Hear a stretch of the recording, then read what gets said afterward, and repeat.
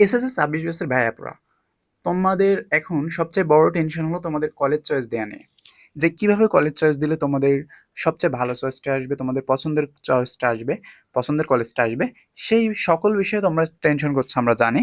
So আজকের ভিডিওতে mainly আমরা আলোচনা করব যে তোমরা কিভাবে খুব সহজেই তোমাদের কলেজটাকে চয়েস দিতে পারো। অর্থাৎ চয়েস দেওয়াটা তো মেন বিষয় না, মেন বিষয় হলো তোমরা কিভাবে সব কিছু সিলেক্ট করবে, অর্থাৎ কোন কলেজটা কোন কলেজের উপরে দিবে, এই সকল বিষয় নিয়ে আমরা আজকে আলোচনা করব।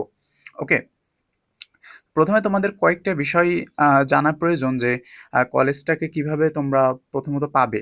ঠিক আছে, দেখো এখানে এইচএসসি জিপিএ এর উপরে নির্ভর করে চান্স হবে। ধরো তোমার পছন্দ হলো নটরডেম কলেজ, ধরো তোমার পছন্দ নটরডেম কলেজ। এখন নটরডেম কলেজের একটা নির্দিষ্ট ধরো মার্ক আছে, যেটা হলো ধরো 1200। ঠিক আছে, এখন তোমার জিপিএ হলো তোমার এ গ্রেড, তোমার জিপিএ কি 4। তো এখন জিপিএ 4 নিয়ে তুমি যদি নটরডেম কলেজ চাও তাহলে তো আদতে কখনো সম্ভব না, তাই না?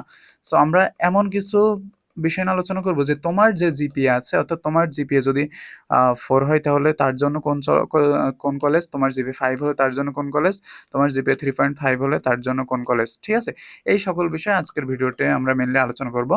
তো চলো ভিডিওটি শুরু করা যাক। তো এখানে দেখো এইচএসসি জিপিএ এর উপর নির্ভর করে চান্স হবে, অর্থাৎ তোমার এইচএসসি জিপিএ যেমন হবে তুমি তেমন কলেজ পাবা। তারপরে দ্বিতীয়টা দেখো, নাম্বারের ভিত্তিতে চান্স হবে। এবার জিপিএর পরে গেল নাম্বার। ধরো তোমার এ প্লাস আসছে, ধরো তোমার এ প্লাস আসছে, এখন তোমার শীর্ষ পছন্দ হলো আদমজি কলেজ। শীর্ষ পছন্দ কি? আদমজি। আদমজি কলেজ। হ্যাঁ, এখন আদমজি কলেজের একটা মার্ক ডিস্ট্রিবিউশন আছে যে ওরা ধরো 1250 মার্ক লাগে। ঠিক আছে, এখন তোমার মার্ক হলো 1239, 1200 ধরো সামথিং। এখন তুমি আদমজি কলেজটাকে তো পাবা না। আবার এটা প্রতি বছরের ভিত্তিতে বেস করে, এটা প্রতি বছরের উপরে নির্ভর করে। কেননা কোনো কোনো বছর দেখা গেলো আদমজি কলেজে 1250 পর্যন্ত মার্ক দেওয়া সত্ত্বেও সেই সিট ফুলফিল হয়ে গেছে, অর্থাৎ এখনো আর সিট নাই, বা 1250 মার্ক যাদের আছে তারাও সিট পায় নাই। তো সেই ক্ষেত্রে তুমি যদি 1240 হও তুমি তো পাবা না, তাই না? এটা হলো মূল বিষয়, তাদের সিট সংখ্যার উপরে অনেক সময় নির্ভর করে। এই যেটা এখানে আলোচনা করেছে যে সিট সংখ্যা, আসন সংখ্যার উপরে তোমাদের অনেক সময় নির্ভর করবে।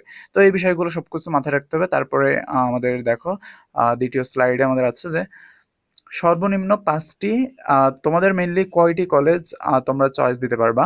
তো এখানে দেখো লেখা আছে যে সর্বনিম্ন 5টি এবং সর্বোচ্চ 10টি কলেজ, অর্থাৎ তোমাদের মিনিমাম 5টা কলেজ চয়েস দিতে হবে, আর তোমরা সর্বোচ্চ দিতে গেলে 10টা কলেজ দিতে পারবা। তো এইখানে তোমরা চয়েসের ক্ষেত্রে যে ভুলটা করো সেইটা আমরা আজকে আলোচনা করব। এখানে চয়েস অনুযায়ী কিভাবে, এটা হলো college 1, college 2, college 3, college 4, college 5। ধরো আমরা 5টা কলেজ চয়েস দিয়েছি। এখন তোমাদের শীর্ষ পছন্দ যেটা সেটা ফার্স্টে দিবা, দ্বিতীয় পছন্দ যেটা সেটা সেকেন্ডে দিবা, তারপরে যেটা পড়তে চাও সেটা দিবা, তারপরে এভাবে ক্রমান্বয়ে দিতে থাকবা। ঠিক আছে, তো এখানে ধরো নটরডেম কলেজ আমি ফার্স্ট চয়েস দিয়েছি, আম, তারপরে আমরা ঢাকা কলেজ দিয়েছি, তারপরে রেসিডেন্সিয়াল কলেজ, তারপরে আডমজি, তারপরে রাজুক। ঠিক আছে, এটা ধরে নাও এটা হলো তোমার একটা ডেমো। ঠিক আছে, এই অনুযায়ী তোমরা চয়েসটাকে দিবা।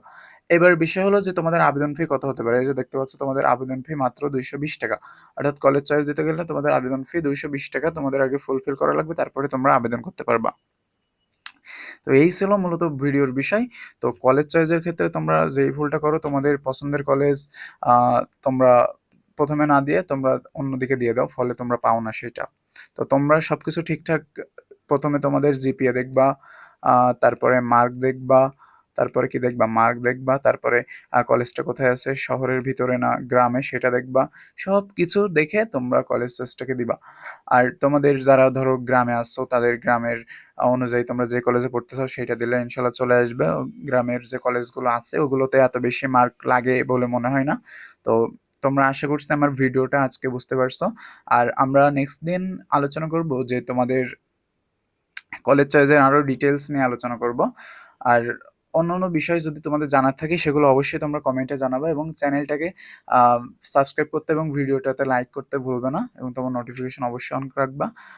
ধন্যবাদ। আমি সবার পক্ষ থেকে আছি, তোমাদের পক্ষ থেকে আছি রিয়াদ ভাইয়া, খুলনা ইউনিভার্সিটি থেকে। আসসালামু আলাইকুম।